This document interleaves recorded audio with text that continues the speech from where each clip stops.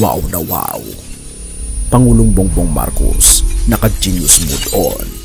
Bakit ganito na lamang katapang ang ating Pangulong Bongbong Marcos na kakausapin at tuturuan pa ang isa sa pinakamakapangyarihang presidente ng policy making na walang iba kundi si Donald Trump?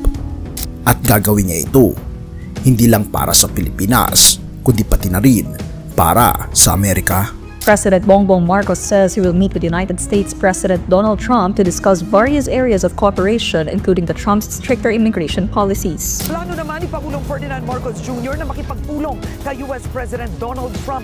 Ayon sa Pangulo, marami silang kailangang talakayin pagdating sa kalakalan, pambansang depensa at seguridad, pati ang pag-freeze ng administrasyong Trump sa foreign development assistance sa ibang bansa. I will meet with President Trump because there are much that we need to discuss between the US and the Philippines, defense and security, and now the new policy on immigration. Nagpauwi na yata ng ilang daan na Pilipino. This is something that we have to work through and hopefully resolve, because the Filipinos in the United States especially have really formed a very important part already of their workforce. So we'll see how we influence the policy making in terms of immigration. Grabe, first time ito kaibigan na mangyari sa kasaysayan ng Pilipinas.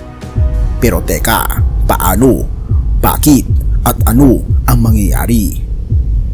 Halika, atin itong pag-usapan, mga kaibigan. Bago natin ipagpatuloy, kaibigan, siya nga pala ang Great Controversy, na isa sa mga pinaka-kontrobersyal na libro dahil tumutukoy ito sa mga propesiya sa libro ng Daniel at Revelation na nagaganap na sa panahon natin ngayon.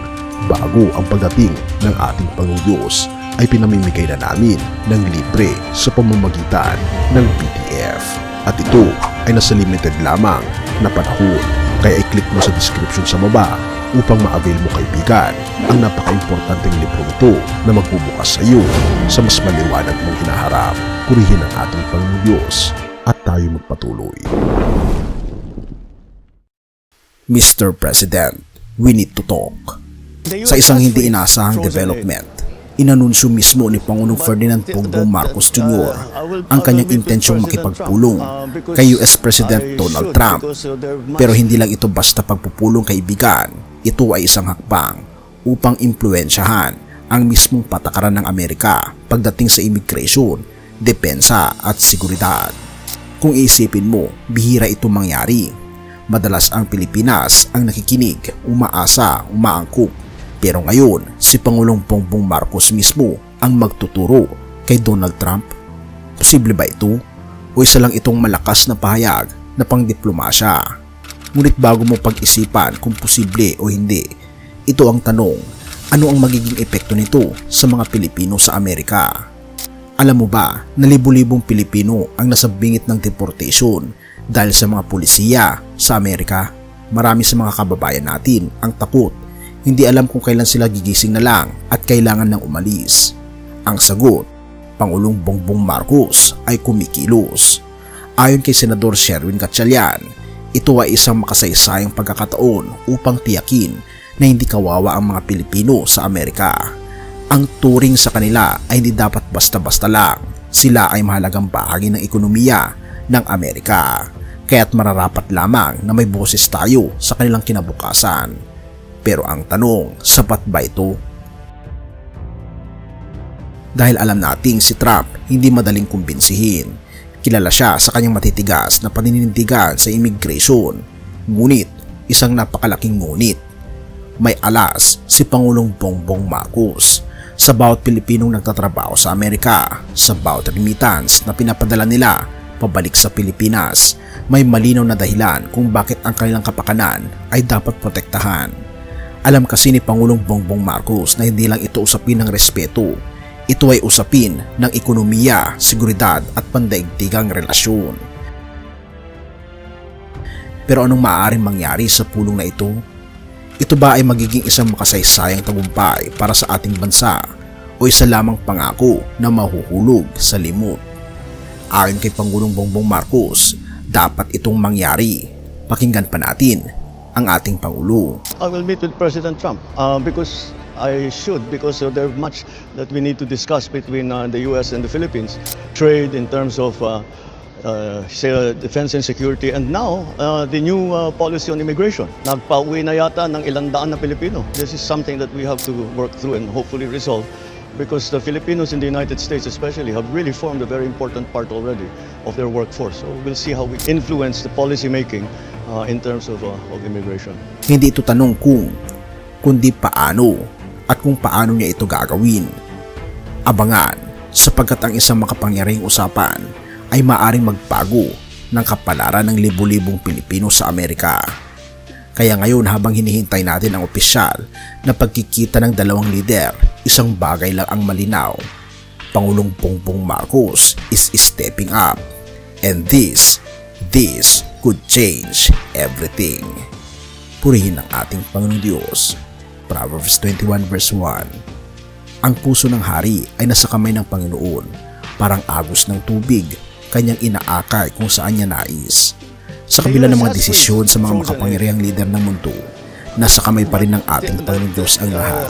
Si Pangulong Marcos ay maaaring may plano sa pakikipagpulong kay Donald Trump. Subalit sa huli, ang kalooban ng ating Panginoong Diyos ang mananaig. Bilang mga Pilipino, dapat nating ipanalangin na ang kanilang usapan ay magbunga ng katarungan, kapayapaan, at proteksyon para sa ating mga kababayan sa ibang bansa. Ngunit, hindi lang tayo dapat umasa sa mga leader natin. Tayo rin ay tinatawag upang maging bahagi ng pagbabago. Ang ating pananampalataya at panalangin ay may kapangyarihang magdala ng liwanag sa anumang sitwasyon. Kaya't sa halip na matakot, ipagkatiwala natin mga kaibigan sa ating Panginoong Diyos ang lahat ng kaganapan, sapagkat Siya ang tunay na hari ng mga hari, ang pinakamakapangyarihang presidente na walang tatalo kahit sinuman. Purihin ang ating Panginoong Diyos at tayo manalangin. Ama naming Diyos na makapangyarihan sa lahat, Ikaw ang naghahari sa langit at lupa. Alam namin na ang iyong plano ang pinakamainam at ang iyong kalooban ang siyang dapat masunod.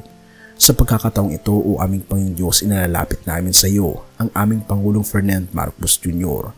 at ang Pangulong Donald Trump.